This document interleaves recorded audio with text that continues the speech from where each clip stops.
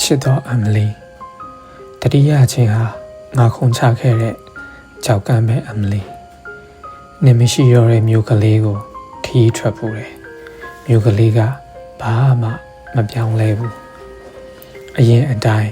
ညုံမန်းမန်းအယောင်တွေနဲ့ကောင်းကင်မှာမိကုန်းငှက်ကလေးတွေပြန်တန်းဆဲပဲရန်ကင်းစင်တာရှိရောင်ပစ်ပင်ငါရောက်ဖြစ်တယ်လက်ကဝတ်မှာမရှိတော့တဲ့နိုင်လေးကိုအမှန်မထင်ကြည့်မိတယ်လို့မျိုးလမ်းကူးလာတဲ့သူတွေကိုငေးနေမိတယ်ငါတွေးမိပါတယ်မြို့ကလေးမှာငါမရှိတော့ကရောညစ်လွမ်းနေခဲ့မလားလို့လူတွေရဲ့မညံကနောက်ဆုံးတွေ့ခဲ့ကြတဲ့အချိန်မှာရဲတန့်သွားတဲ့အမလီ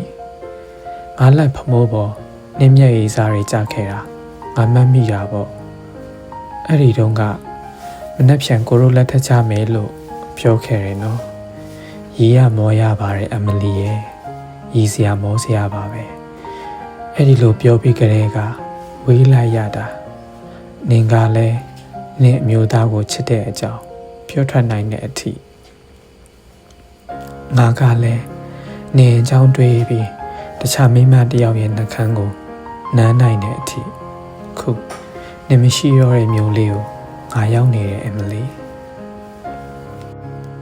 နင်မျက်ဝန်းလေးတွေဆူဆွလာတိုင်းနင်နှကန်းလေးတွေနှွေးနေတတ်တာတတိရတဲ့အမလီရင်ထဲမှာဘယ်တော့ကဝေးဘူးလို့လဲတတိယရင်နံပါတ်1ကိုနှိပ်ပါမမေ့သေးရင်နံပါတ်2ကိုနှိပ်ပါဘယ်တော့မှမမုန်းခဲ့ဘူးဆိုရင်ငါ့ကိုဖုန်းခေါ်ပါမိမျိုးမှာပွင့်တဲ့ပန်းကသစ္စာပန်းနဲ့အမလီမန္တလေးမြို့ရဲ့ဆောင်းညတွေမှာတော့ဘယ်တော့မှမပွင့်မဲ့ပန်းအတွက်ငါမူးလဲနေတတ်ပြီဘယ်တော့မှပြန်မတွေ့ဖြစ်တော့မဲ့လူတစ်ယောက်ရဲ့ပါကိုအဝေးကနေလှမ်းနိုင်ရတာဆန်းပါတယ်လွမ်းတယ်လို့မပြောပဲလွမ်းနေရတာမျိုးကိုအချစ်ဟောင်းလို့ခေါ်တဲ့အမလီရီးစားဟောင်းနဲ့နင်းကိုငါရီးစားဟောင်းပါတယ်အမလီရဲ့ငါမှအထိတ်တလန့်ပါပဲရင်ထဲကခန်းကော်ပန်းတွေအခုထိမကြွေသေးတာသူတို့သိရင်ကောင်းမယ်အိမ်ရှိကဘရောက်ပင်ကြီးကိုမျက်နှာချင်းမဆိုင်ရဲဘူးအမလီရဲ့ငါတို့အတူထိုင်ငေးနေကြဝရန်တာလေးကနေကြည့်လိုက်တိုင်းသူကငါကိုမေးတယ်နောင်တတရားဟာ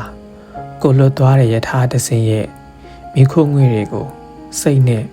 လမ်းဖမ်းရသလိုမျိုးလားတဲ့စိတ်ပြက်ညီးငွေစွာလဲအိတ်ချလိုက်တော့ကောင်းကင်မှာနှက်ဖွက်ထားတဲ့တိမ်တွေမျက်ဝန်းနဲ့ရေးတဲ့ကြပြားတွေကိုဘယ်သူမှနားမလည်ပေးကြပါဘူးကွယ်အချစ်ဟာတစ်ပင်တစ်ပင်ဆိုအလွမ်းဟာရွက်ကြွေတွေပဲအမလီဘယ်တော့မှငကိုအတိုင်းပြန်မဖြစ်တော့မှတိတိကြီးနဲ့လေငါအိမ်မက်မက်တဲ့အမလီအိမ်မက်မက်တာမဆန်းပါဘူးဒါပေမဲ့အိမ်မက်ထဲမှာတော့နင့်ကိုငါမပိုင်တာဆန်းတယ်မနက်ခင်းတွေမှာနင့်အမျိုးသားနဲ့အတူနိုးထလာတိုင်းငါကိုတတိယပဲပါအမလီငါကိုချစ်ဒါလေးမွေးပါဆိုတဲ့စကားကနောက်တာမဟုတ်ဘူးချစ်တော်အမလီရဲ့ငါများအရှင်လက်လက်နေရင်ထဲမှာဝင်စားမလားလို့လေပြောပါတယ်အမလီရဲ့ဘယ်သူနဲ့မှစကားပြောဖို့မလိုပဲတိတ်တိတ်လေးထိုင်နေရတာပြောပါတယ်ချင်းဆက်ခောက်ဆွဲတပွဲကိုတယောက်တည်းစားရတာပြောပါတယ်ကော်ဖီတစ်ခွက်ကိုတယောက်တည်းတောက်ရတာပြောပါတယ်ညဘက်ဆို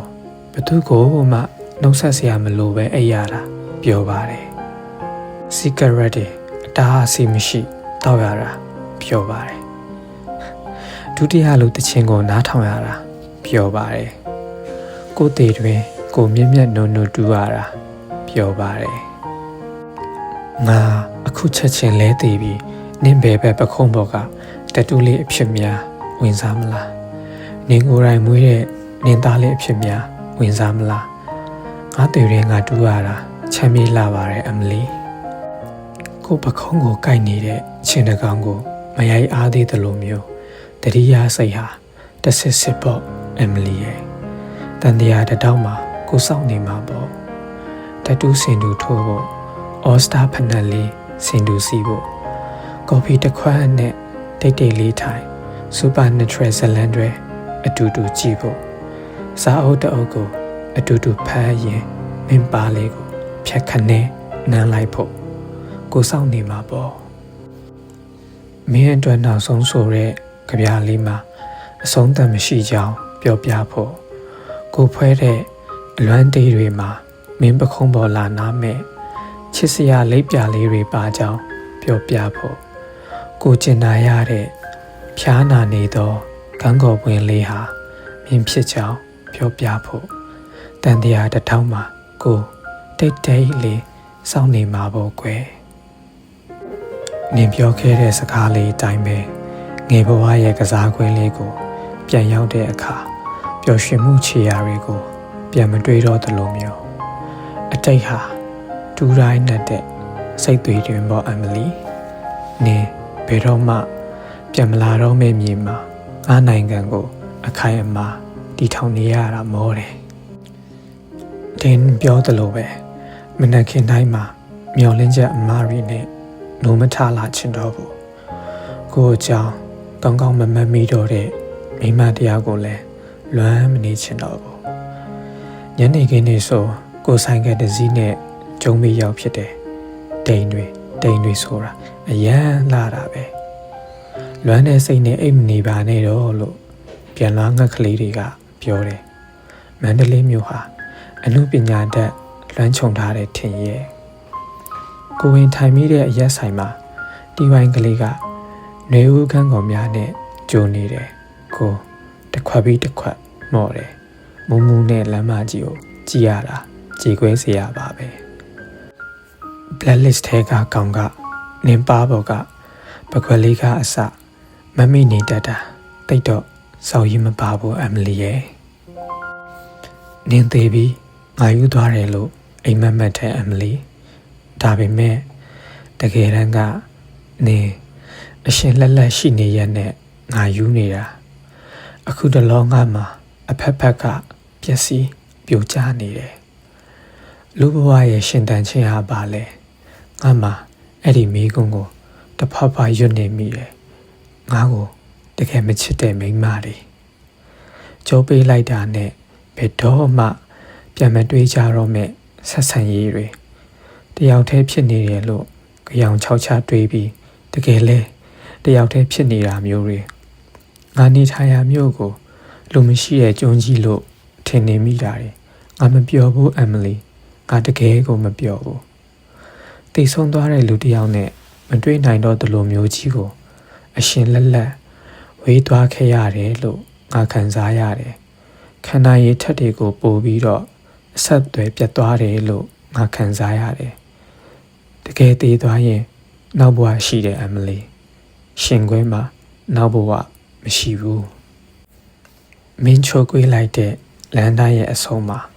ငါရှိနေချင်တဲ့အမလီဒါပေမဲ့စက္ကန့်တိုင်းမှာငါတို့ပိုဝေးသွားကြတာသိရတယ်ငါလမ်းလိုက်တဲ့ခြေလမ်းတိုင်းဟာဆန့်ကျင်ဘက်အရက်ကိုသာဥတည်နေရလို့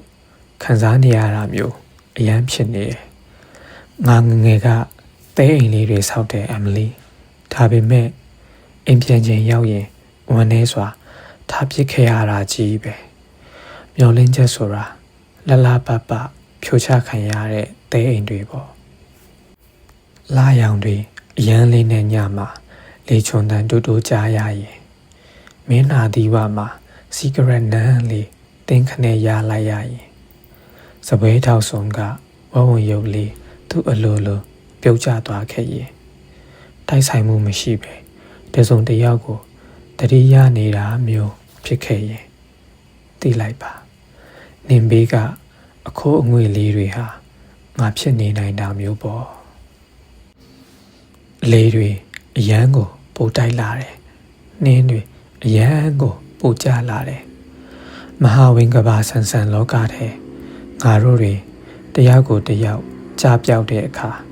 အိမ်ယာမဲ့ချစ်စီတယောက်ဟာနှင်းမိုးတွေအောက်မှာသူခွေးလေးကိုပွေ့ဖတ်ထားတဲ့အခါဆုံးဖြစ်ခဲ့တာမဟုတ်ဘူး ဆုံးရှုံးခဲ့ရတာပါလို့ငါတို့တွေပြောခွင့်မရှိတော့တဲ့အခါအချစ်ဆိုတာနင်းစီပန်တစ်ပွင့်မဟုတ်တော့ဘူးတယောက်တည်းလျှောက်တဲ့လမ်းမများအပေါ်ကျေနပ်စွာကြောခင်းလိုက်ခြင်းပဲဖြစ်တယ်